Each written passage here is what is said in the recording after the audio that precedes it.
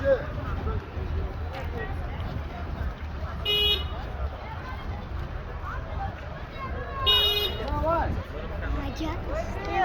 bana bu tarafı kaçın da saray size bunu hatta teyar koyalım şimdi motor böyle var mı? Ya ana güldü.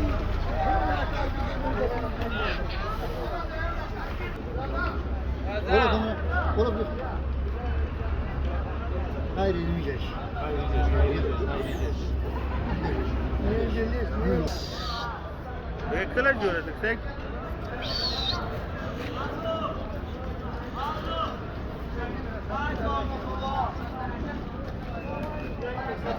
Ha na.